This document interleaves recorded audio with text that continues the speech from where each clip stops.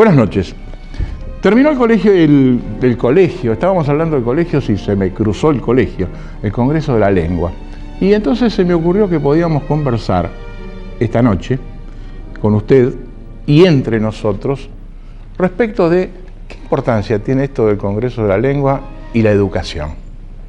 Y para eso invité a dos personas. Usted después las va a calificar, va a opinar sobre ellas, como lo hace siempre. Primero la doctora Berta Braslavsky, que realmente la va a descubrir, porque alguna gente que está en el ambiente, digamos, de la docencia, conoce sin ninguna duda su nombre, o leyó mucho de ella. Pero seguramente hace mucho tiempo que no aparece ante las cámaras de televisión, y usted va a descubrir que sigue existiendo la doctora Braslavsky con una calidad así muy particular. El doctor Pedro Luis Barcia, que es el presidente de la Academia Argentina de Letras, participó, por supuesto, en este congreso. El año pasado se integró a la Academia Nacional de la Educación y tiene otra característica muy particular, y eso se lo digo para usted que está en este momento en Gualeguaychú viendo el programa. Es de Gualeguaychú. Así que tiene una característica, claro, usted sabe que yo tengo a mi mujer que vive que es de Gualeguaychú, y eso nos une de alguna forma. El terruño, aquello llama mucho, ¿no es cierto? Pero usted sabe que yo nunca lo digo porque no quiero infamar a la gente que no pudo nacer allí. En el mismo sentido, yo muchas veces... Bueno, yo nací cerca, más o menos. ¿Cierto? Somos vecinos. También reivindico mi condición de entrerriana también, ya que estamos acá. Pero es una maravilla, Por entonces supuesto. Otro lujo adicional. Entonces. Podía circular el mate acá. Ya, usted sabe, muchas veces, yo he sostenido cuando era más joven todavía, cuando se hablaba del cambio de la capital, de la capital de la nación, yo decía, el lugar ideal, necesario, es Gualeguaychú. Así que bueno, tenemos un programa con entrerrianos, pero para hablar de temas de docencia y temas de esto de qué hay que hacer con la educación. Usted sabe que muchas veces hemos planteado que la educación no se puede hablar en general. Hay que empezar a hablar en temas muy concretos, particulares, y hoy vamos a empezar a hablar un poquito de esto. ¿Qué hay que hacer en los aspectos básicos para plantear el cambio en la educación? Todo el mundo se llena la boca diciendo la educación es lo más importante, es vital para el futuro de la Argentina. Ahora, se escribe mucho también sobre educación. ¿Se hace? ¿Y qué hay que hacer? Señora, sí. Como los naufragios, primero la mujer. Usted no va a naufragar. Muchas gracias, pero creo que es un tema tan amplio, la educación abarca un ángulo tan espacioso, que en realidad es difícil decir qué hay que hacer. Hay tanto que hacer, porque hay que hacer en la sociedad, hay que hacer mucho en la familia, y desde luego hay que hacer en el sistema formal de educación bajo la responsabilidad del Estado, donde entonces empiezan a entrar en juego muchos problemas, porque ya es una cuestión política al mismo tiempo que una cuestión absolutamente humana que concierne fundamentalmente a cada individuo, como ocurre con todo. Pero en este caso particular, evidentemente que le concierne en gran medida la responsabilidad al Estado en cuanto a la conducción del sistema formal. Barcia. Yo voy a bajar un poquito, en el marco que ha planteado Berta, yo voy a bajar más a una cuestión que nos preocupa a ambos y a todos los que estamos en esto, que es la cuestión de la enseñanza de la lengua, por la que ella ha bregado tanto tiempo y que hemos aprendido tanto con ella cuando estudiamos en La Plata. Evidentemente yo vengo del Congreso de la Lengua y estoy con la lengua afuera después de todo lo que tuve que trabajar allá como secretario general. Y yo espero que a partir de este sacudón de fuegos artificiales, que fue el cierre del Congreso y el desarrollo, dos cosas. Lo primero es que se haga un homenaje a los docentes que con mucho sacrificio de todas partes del país y aún del extranjero fueron a ese congreso pagándose su inscripción, que alentaron a las ideas con las que comulgaban, aplaudían, le dieron calidez al congreso, le dieron el marco, que además de lo que paró Rosario como ciudad, este marco humano lo dieron estos docentes. Y estos docentes van a volver a sus cátedras y se van a encontrar con las limitaciones de siempre y van a tener que encauzar todo este fervor que llevan en la tarea diaria, en la realidad del aula. Y la lengua es el elemento conectivo de toda la enseñanza, y ojalá, yo tengo mucha confianza, que no bajen los brazos esta laya de gente que es la docente a la cual pertenecemos, que está tan golpeada siempre por toda la historia de Argentina y tan poco atendida a veces. Pero en este caso, la lectura, me parece, la enseñanza de lectura y de la lengua es la clave de toda la cuestión, porque la lengua es el elemento, el tejido conjuntivo de toda la realidad educativa y de toda realidad social. De modo que si nosotros partimos de una atención por esto, por eso creo que los gobiernos, no el nuestro únicamente, sino los gobiernos de todos los que participaron en el Congreso, los gobiernos, el nacional nuestro y los provinciales, tienen que estar atentos a políticas lingüísticas que atiendan, en primer lugar, a renovar la enseñanza de la lengua y, en segundo lugar, al cuidado de la lengua en medios como este. Usted la cuida sin duda, cuida su lengua y cuida la expresión lingüística, pero sabemos que en otros medios esto no ocurre. Esto es legislación de gobierno. Ahora, me parece excelente este primer enfoque y esta conjunción entre lengua y docencia y enseñanza. Y entonces, yo voy a tratar de empezar a preguntar, porque yo sé bastante poco de esto. Y evidentemente la única forma de aprender es preguntando. Pero decía Menón que nadie pregunta lo que no sabe o lo que sabe. De modo que usted en última instancia tiene un saber a medias. Digamos que tengamos de media para abajo. Ya para calcetines. Ahora está todo permitido. Después del Congreso de la todo Lengua. Vale. Todo vale. Hasta las malas palabras. Cuando uno plantea el tema, evidentemente la conexión entre la gente es hablando, escribiendo. Entonces el punto es, usted se encuentra muchas veces con gente que no sabe expresarse, que no sabe escribir. Nos encontramos con que, por ejemplo, y esto lo habrá visto usted siempre, no hay ministro de Educación de la Nación o de las provincias que no diga rápidamente: le enviamos 1 millón de libros, 100.000 libros, 200.000 libros a las escuelas. Con lo cual parece que la revolución educativa está en marcha. ¿Esto es así cuando ustedes plantean qué hay que empezar a hacer? Lamentablemente, algunas veces los libros quedan en las bibliotecas cerradas bajo llave, de manera que esa es una de las cosas que encontramos en las escuelas. Si usted me permite, Berta, hay un proverbio inglés que dice: cuando Dios creó el primer escritor y compuso su primer libro, el diablo creó el primer bibliotecario para que nunca llegara a destino. En realidad, hay que también reivindicar la función del bibliotecario, eso es cierto. Eso, usted ha planteado una cuestión muy importante en realidad. Pero me parece que esta audición vale la pena. Lo felicito por haber tomado esta iniciativa, porque efectivamente, como lo dijo Barcia, la lengua está en el corazón de todo el problema. En general, nuestra condición humana está caracterizada por la lengua. Nuestra inteligencia está en función íntimamente vinculada al desarrollo de la lengua, de manera que la lengua es el pivote de toda enseñanza. Y así está planteando y debe plantearse.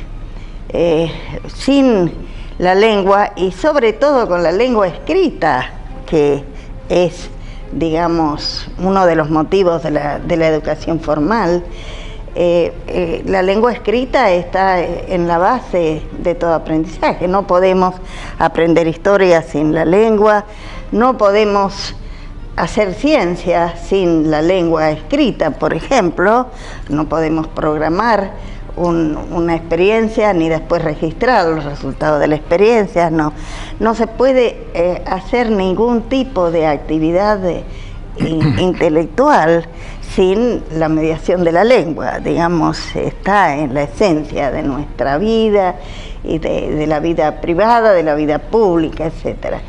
Y hay mucho para para conversar con respecto a la enseñanza de la lengua en general y muy en particular de la enseñanza de la lengua escrita, del problema de la lengua escrita, acerca de lo cual han habido vaivenes, idas y venidas, que han determinado en alguna medida un mayor éxito o no, dentro de una condición multifactorial con respecto a todo el problema de la educación. Ahora, eso está clarísimo. Creo, sí. Yo voy a responder en parte lo que usted dijo, y es acerca si se regalando libros se satisface la apetencia. En realidad, la apetencia se satisface cuando existe la apetencia. Usted tiene que crear la apetencia de leer, el hábito de leer. Nuestros muchachos están egresando por culpa nuestra, absolutamente, de la escuela, de la estructura. Los responsables somos los docentes, en última instancia, y los gobiernos que no organizan. No el chico, no hay que satanizar al chico. Es el producto lamentable de una desorganización. Pero el muchacho sale sin que tenga el hábito de lectura. Yo sostengo por experiencia personal que si antes de 18 años no se creó el hábito de lectura, es muy difícil crearlo después. Y Berta, usted le podrá desarrollar la idea de que comienza esto antes de que sepa leer ni escribir en la casa, con modelos, con presencia. Exacto. Todo esto es un hábito que se va haciendo. Entonces, primero creemos este hábito, después, primero enseñemos a leer y escribir, después crear el hábito de lectura y después satisfacerlo. Si no, damos pan al que no tiene dientes. Entonces, hay que crear, perdón la interrupción, se puede crear y se debe crear el hábito de lectura antes de enseñarle a leer. Antes, justamente, sí. Precisamente se inicia. ¿Y cómo se hace eso? Precisamente se inicia en la familia leyéndoles a los niños. Esa es la primera condición de todo proceso de enseñanza de la lengua, es tener la conciencia de que la primera situación en que se crea el hábito de leer y escribir es cuando la madre o el padre le leen a los niños en las primeras edades. Hay investigaciones recientes, muy recientes, en las que Canadá tiene la prioridad, en realidad, sobre el seguimiento de bebés desde los 4 meses hasta los 4 años, donde se ha ido investigando acerca de la manera de apropiarse del lenguaje escrito de los niños en sus aspectos funcionales, y en la comprensión a partir especialmente de esa relación que se establece en la primera actividad de leerles cuentos a los niños. Correcto. Como Berta es muy joven y no tiene nietos, yo sí tengo, entonces la práctica que yo hacía cuando tenían 4 años, mis nietos les leía cuentos y después les decía, ustedes tienen que aprender a manejar esta maquinita, que era el libro, que la pueden llevar a cualquier parte, no necesita enchufe, y si saben manejarla, tienen la gratificación de poder conocer estos cuentos, esta historia, a donde vayan ustedes la llevan consigo, ¿no? No consigo, porque decirle a un chico consigo es una ridiculez, ¿no? Lo llevan con ustedes, como decimos los argentinos. Yo creo que lo que dice Berta es cierto, el hábito se genera y la apetencia de alcanzar aquello que todavía no se posee, porque si usted le da gratificación con una buena historia, le está dando un modelo de estructura del relato de su propia vida, inclusive. ¿Qué está pasando por la ausencia de abuelos en las casas? Nadie cuenta cuentos en la casa y el chico no puede contar sus experiencias porque no tiene la estructura del relato secuenciado. El relato secuenciado es algo que tiene que salir como un objetivo cumplido del EGB. Es muy importante, la lectura y el relato secuenciado, para que un muchacho pueda expresar sus experiencias ordenadamente, si no, no atinan a decir 2 cosas seguidas, ¿no? Entonces, bueno, como yo no quiero ceder posiciones, usted tiene nietos, yo tengo bisnietos, de manera que ahí tengo una experiencia al cuadrado, no solo, bueno, con hijos, nietos y bisnietos. ¿Se casó a los 4 años usted? No, me casé bastante madura, no obstante lo cual, bueno, he tenido el privilegio de poder llegar a tener bisnietos. Qué maravilla. Y puedo estar observando en ellos ahora con mayor madurez y con toda la experiencia, todo ese proceso de adquisición de la lectura. Con 2 años y medio ya manejan libros, van, vienen, los buscan, muestran, mueven páginas, hacen indicaciones, etcétera, a los 2 años y medio. Es el caso que yo estoy observando. Es como dice el con refrán. tanta seriedad y tanto interés. Pero eso ocurre en nuestras familias letradas, Claro. altamente letradas. Por desgracia, tenemos grandes cantidades de niños que no tienen la suerte de pasar por esa experiencia. Usted sabe que yo le iba a Sí, interrumpir sí. recién, Sí. pero usted ya se dio cuenta. Yo prácticamente voy a mirar cómo hablan ellos y lo que dicen, porque la doctora Braslaski ya asumió ser la conductora del programa. No, de ninguna manera. Muy bien. Simplemente le interrumpo a mi Porque no, es que es muy Caballo, importante, a justamente quien- este es el a tema, quien la respeto- heterogeneidad. A quien respeto muchísimo, La hetero- pero en algún momento lo interrumpo, ¿y por qué no? La heterogeneidad justamente de la gente, de la población, Sí, sí. de las familias, nos lleva justamente a este planteo que iba a Exacto. incursionar Y usted ahí ahora. es la importancia de la escuela, porque la escuela tiene que suplir todo lo que la familia no Exactamente. prepara y preanuncia, ¿no? Ese es el peso muy grande. Yo creo que para mí el planteo comienza con que las universidades y los institutos superiores de formación docente no generan buenos profesores y maestros. Exacto. Esto es lo que está pasando, porque la universidad es demasiado teórica y no baja nunca la pata a la realidad.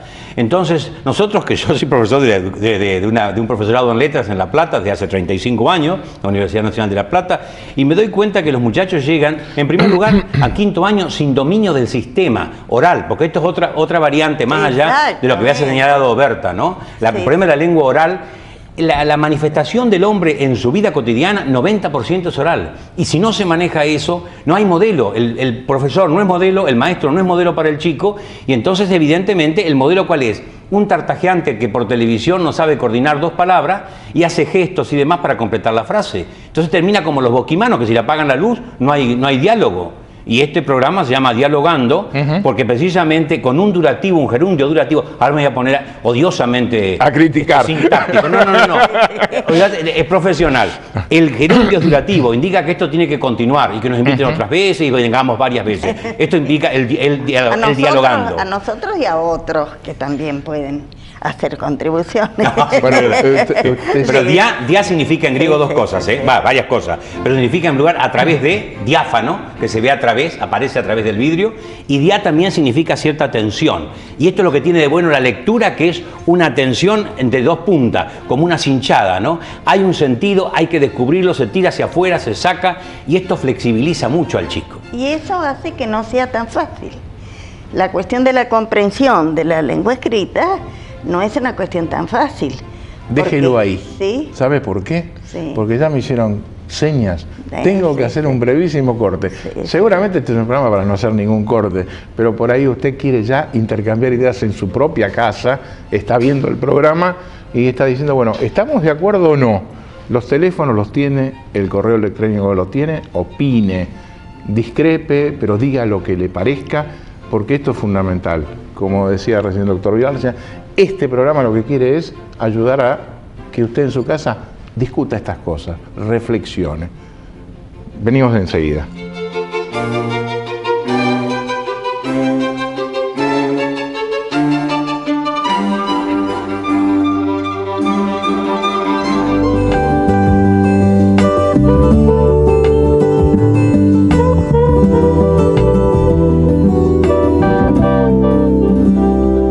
Una noche más, otro amor fugaz, pero no puedo escapar.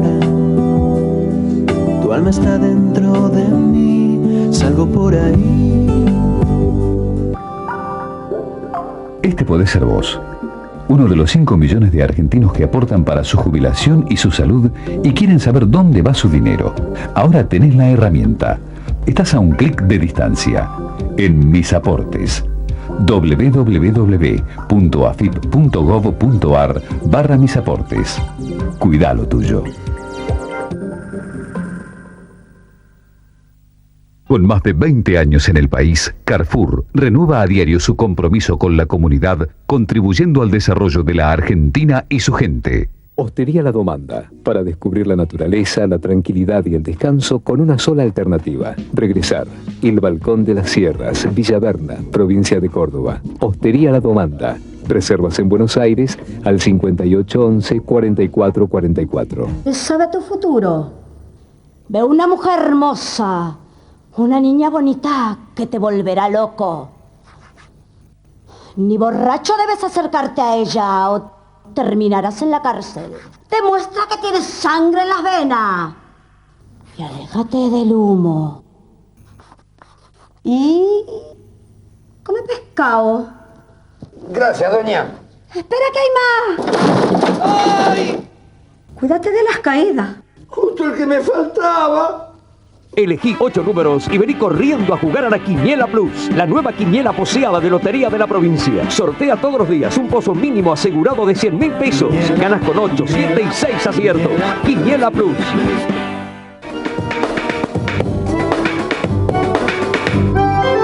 A través de los siglos. Claro, sí. Y recién en este momento se trata de encontrar el equilibrio sobre la fonetización o sobre la comprensión. Bueno, mientras Sí, usted estaba viendo Sí, o conversando en su casa, nosotros también seguíamos conversando. Sí, Así que nos sí. pescó, como hace muchas veces nuestro director de cámara, nos mete en el programa como estamos haciendo. Básicamente, queríamos entrar a profundizar entonces un poquito esto, porque Barcia dijo algo que no quiero dejar pasarlo, y es el problema, por ejemplo, en la universidad, de los chicos que nos aprenden, pero dijo algo que es vital y que muchas veces acá hemos sostenido, y es que el problema de los niveles, de la aceptación de los niveles, no es un problema de los chicos, sino de los que somos profesores en la universidad. Es decir, los niveles de exigencia tienen que estar dados. Y muchas veces le he dicho que en una reunión de cátedras, cuando los adjuntos míos dicen, no leen los chicos, para un poquito, el problema es tuyo, no es un problema de los chicos, el problema es nuestro. Entonces, esto es real. Y además hay otra cuestión, me parece muy grave, que en la universidad nuestra, en la universidad masiva, salvo en pequeños núcleos, especialmente los digamos, vinculados con la parte de ciencia, en general, la masividad hace que usted no tenga una política dentro de la propia universidad de formación de recursos humanos. Y entonces usted tiene que por ahí integrar las cátedras con mucha gente que va juntando de distintos niveles porque tiene que dar asistencia a una enorme cantidad de gente. Y entonces usted pierde el control como titular de la cátedra respecto a la cátedra. Claro. Y esto es grave. Pero Rilke hubiera dicho que es contra natura una cátedra que excede un número manejable de personas.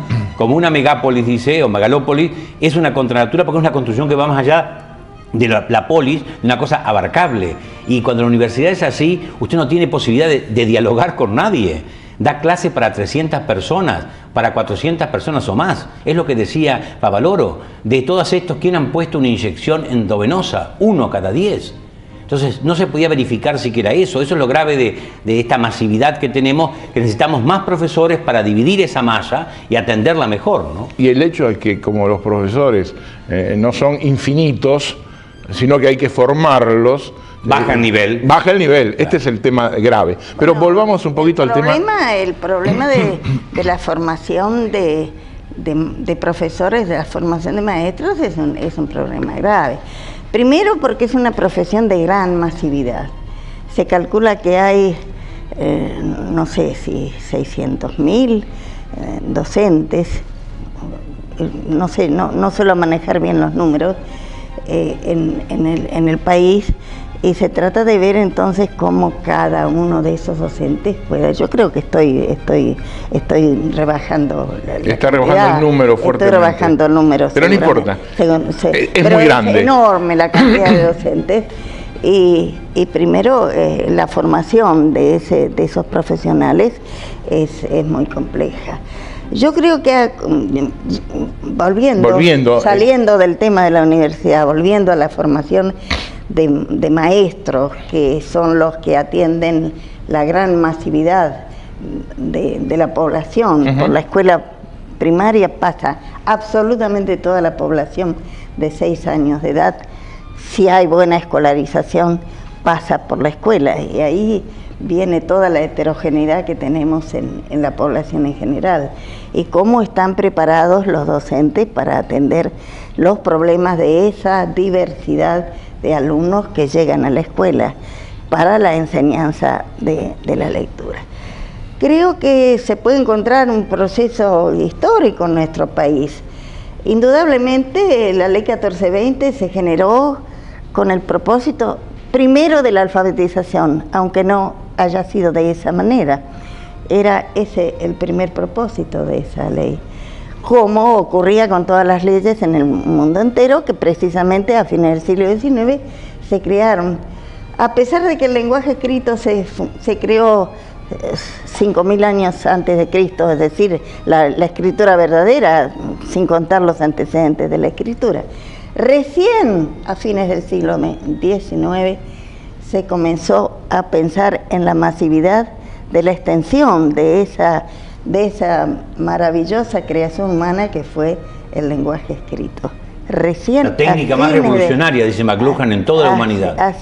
Efectivamente, esa técnica de haber descubierto, ya muy avanzado, cuando el lenguaje alfabético, haber descubierto que cada lengua tiene una cantidad determinada de sonidos y que se puede encontrar un símbolo para cada sonido, fue un avance extraordinario que permitió que todas las lenguas procuraran encontrar sus equivalentes escritos. Pero al mismo tiempo generaron un problema para la comprensión de la lengua escrita, porque los sistemas anteriores, que eran ideográficos, cada símbolo era un hecho de comprensión, pero claro, había que aprender por lo menos 600 símbolos, en el caso de la lengua china, por ejemplo, para cada símbolo tener, sugiere cada símbolo algo. Hay una boca estilizada, el humo que sale de la boca son circulitos, entonces... Es un símbolo, En la lengua escrita hay que encontrar el sentido del sistema de signos, cómo se agrupan esos símbolos en la palabra. Doble abstracción. Y eso determinó las dificultades para la enseñanza de la lectura desde los griegos hasta nosotros.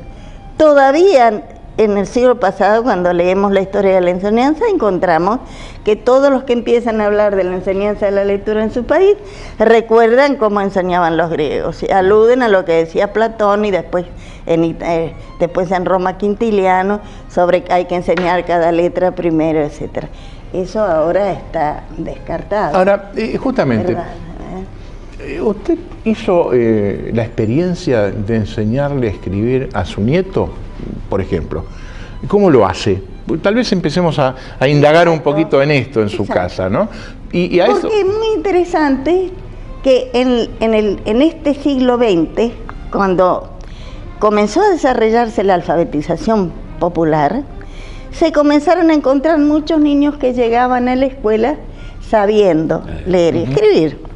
Y eso determinó nuevas investigaciones que hicieron descubrir que el aprendizaje de la lengua escrita no se inicia en la escuela, sino que se inicia en la vida, en ambientes letrados, junto con el aprendizaje de la lengua hablada. Un niño que desarrolla en un hogar donde se lee, donde hay libros, donde la lengua escrita está vinculada a todo lo que se hace en la vida cotidiana, entonces ese niño está inmerso en esa lengua escrita, en un mundo alfabético tanto como en la lengua hablada. Por eso se encuentran tantas diferencias. Estos niños letrados, cuando se fue a investigar su familia, se encontró que todos esos niños que llegaban sabiendo leer y escribir, todos pertenecían a hogares letrados. Y eso generó una revolución acerca de que la lengua escrita es un lenguaje natural, es un aprendizaje natural, que simplemente con una fuerte ambientación, que hay que dejarle al niño que aprenda solo, sabemos que no es así. El niño aprende solo. Y no se le prestó atención al papel que jugaban los padres. Claro. En el simple hecho de leerle, de comenzar a leerle, y en la interacción que va generando con el niño mientras lee. Porque todos los padres, sin haberlo aprendido en la universidad, los padres letrados, cultivados, cuando le leen a un niño procuran que el niño comprenda y le llama la atención sobre palabras, le explica palabras, le sugiere cosas, le hace preguntas, vincula con hechos de la vida cotidiana. La mamá le lee sobre el elefante, un elefante babá, y le dice, y el elefante entró, mira, ¿te imaginas que el elefante puede entrar al ascensor? Y hace ese tipo de relaciones con el niñito y le sugiere, hace un trabajo intelectual al mismo tiempo que establece esa relación emocional con el chico, donde entonces el niño empieza a sentir el placer de la lectura y a desarrollar un trabajo intelectual. Me parece que esto es bastante claro, es muy comprensible. Creo que ninguna de las personas que está viendo el programa en este momento va a discrepar con ustedes. Pero yo quiero ir un poco a aquello que nos quedó pendiente, que es qué pasa donde no se da esto en los hogares. Claro. Este es el tema. Ese es el tema. ¿Qué requiere esto? Una mayor preparación de los docentes, porque tienen que hacer el doble esfuerzo. Exactamente. Presentarle en seco, diríamos así, a un muchacho, a un chiquito que no ha tenido esta preparación de que hablaba Berta en su casa, acompañado por un plafón afectivo, presentarle estos signos abstractos es muy difícil, por eso es que necesita mucha pericia y no le estamos dando en la formación a los maestros esta pericia, porque los que le enseñan a los maestros son profesores egresados de la universidad que nunca aprendieron ni siquiera los contenidos del EGB y el polimodal en la universidad. La reforma no pasó por la Universidad de Argentina. Y la reforma, y los métodos tampoco, y todo lo que es sistema de enseñanza. Entonces, nosotros estamos demasiado en la universidad volcados al polimodal en todo caso, pero no a los comienzos de la enseñanza de lectoescritura, y nosotros no podemos enseñar a los maestros lo que tienen que hacer. De allí que el esfuerzo de los buenos maestros, y yo creo que en la etapa inicial tenemos los mejores maestros del país, porque son los que se han preocupado más por sí, por acercarse a la realidad, estudiar los últimos procedimientos, contextuar mejor la enseñanza. Ya cuando comienza la etapa del primer nivel de EGB, esto flaquea un poco. Hay como una especie de vacío entre lo inicial, que se despierta apetencia, se lo empiezan a causar y después esto empieza a aflojar un poco porque no hay preparación específica. Pero la cuestión es más grave todavía. A propósito de la universidad, yo puedo contar la experiencia de un posgrado que hicimos en la Facultad de Filosofía y Letras, acá en la ciudad, desde la carrera de Ciencia de la Educación, convocando a los estudiantes de la carrera de Letras también. Y se integraron egresados de la carrera de Letras a nuestro posgrado. Y ahí tuvimos una maravillosa experiencia, porque ellos descubrieron cosas absolutamente desconocidas antes para ellos acerca de la enseñanza del proceso de la lectura. Y a la vez nos aportaron sus conocimientos de lenguas, etcétera, de alto nivel académico, que son muy interesantes para entender mejor ese proceso. No nos deje con la inquietud de saber qué cosas descubrieron. Descubrieron los problemas que se plantean en la enseñanza inicial de la lectura especialmente. Sí, eran absolutamente desconocidos. Ellos parten de 7 en vez de 1. Parten como una carrera, partían de 7 y dan por supuesto lo que manejan. Y no se dan cuenta todo lo que implica, lo que está diciendo Berta, todo lo que implica lo previo de la preparación. Porque toda la complejidad del proceso de la lengua escrita y todo el esfuerzo que hacemos nosotros como adultos y que tienen que hacer los niños desde que comienzan a leer, acerca de toda esa complejidad, donde vienen los signos absolutamente de las letras, de la sintaxis, es decir, de cómo se construye, hay que acceder a la comprensión, cómo se relacionan los signos con el lenguaje hablado.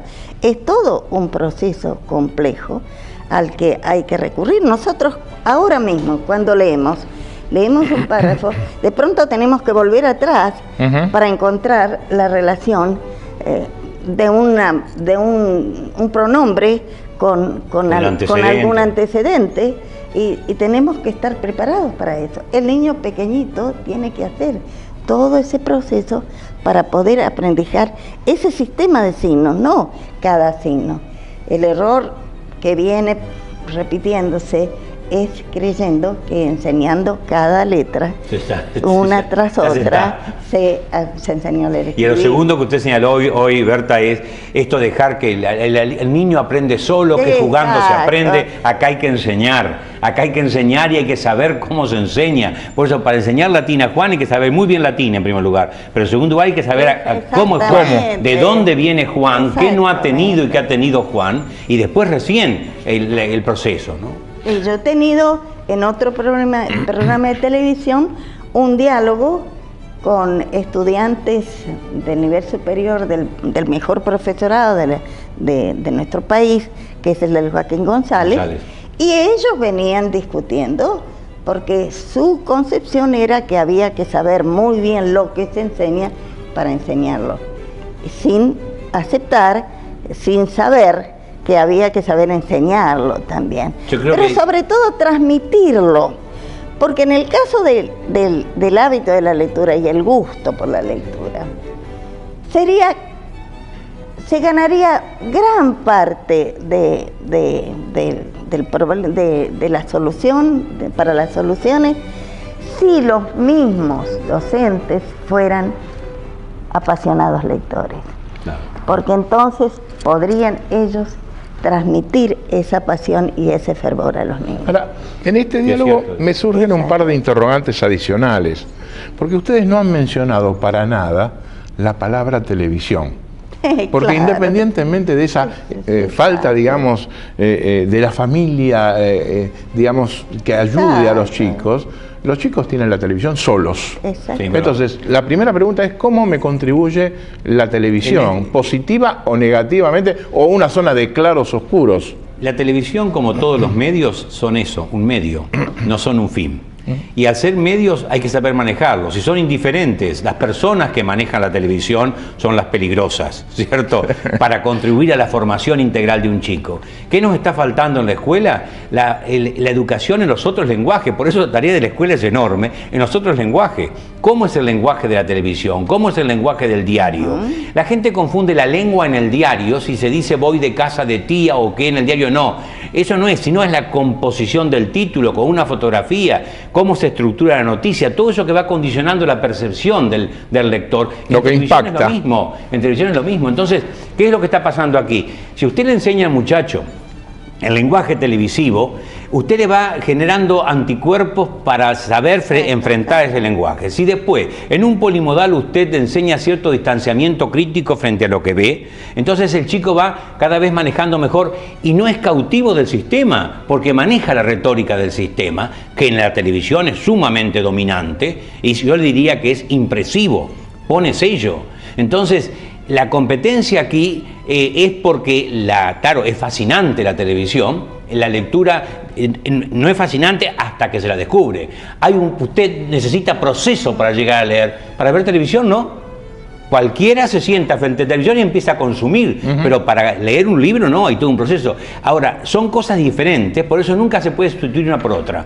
Porque la lectura genera, a través de estos signos de que hablábamos recién, imágenes mentales. Usted tiene que inventar el monstruo de Frankenstein leyendo las líneas de Mary Shelley, ¿cierto? No se lo ofrece, usted lo inventa. Por eso el monstruo que yo inventé no es el de Berta. Son diferentes porque yo lo invento con mis limitaciones, con mi imaginación loca, con mi estupidez, con mis traumas. Y ella no tiene traumas, ¿cierto? Tampoco tiene estupidez. El monstruo de ella es perfecto. Bueno, pero vamos a esto. Cuando cambiamos los monstruos nos damos cuenta que no es el mismo. ¿Qué pasa con la televisión? Le imprime un monstruo. Es una imagen fija, no desarrolla en este sentido, con la capacidad que desarrolla la lectura, la imaginación del muchacho. Por eso son complementarias y no son sustitutivas, ¿no? Ahora, por eso la escuela también tiene que jugar un papel en ese sentido. En general se la encuentra como adversaria a la televisión, como un enemigo. Hay que ver de qué manera la escuela puede también enseñar a leer el texto audiovisual, el texto televisivo, que también es texto. Me parece fascinante este tema. Sí. Hacemos la última pausa del programa y después nos metemos seguramente en los últimos 15 o 20 minutos de esta, para mí, experiencia espectacular de conversar con Berta Brandlaski y Pedro Barcia.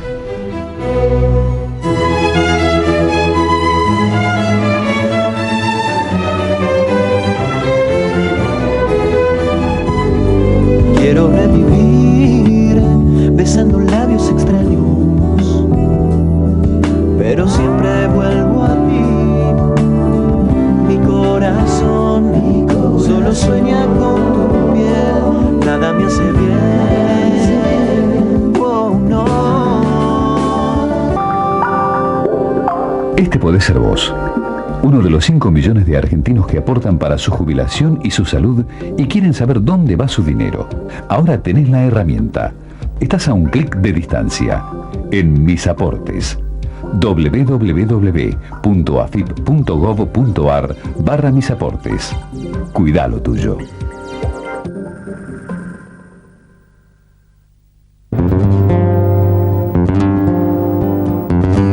Más de 20 años en el país, Carrefour renueva a diario su compromiso con la comunidad, contribuyendo al desarrollo de la Argentina y su gente.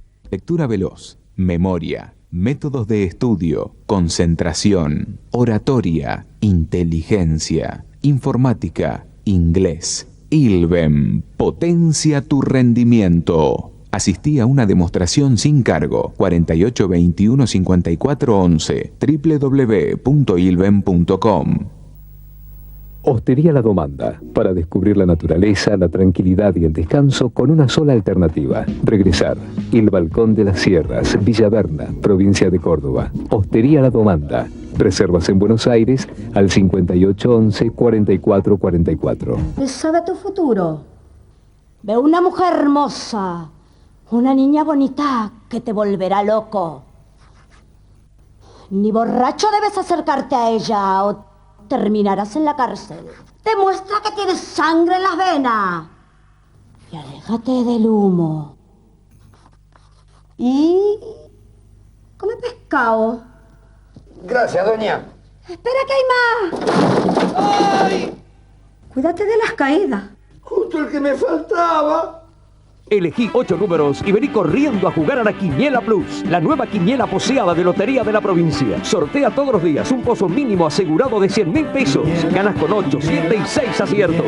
Quiniela Plus. Export, calidad operativa en viajes. Comuníquese con nosotros al 5811 4444 o visite nuestra página web www.exportour.com.ar. En el barrio de Belgrano, en Vidal y Sucre, una institución con tradición y prestigio, la Nueva Escuela Argentina 2000, jardín de infantes, primaria, secundaria y profesorados, docentes actualizados y con experiencia que se preparan para la educación permanente y en función de valores significativos. Dirige Marta Russo de Salonia.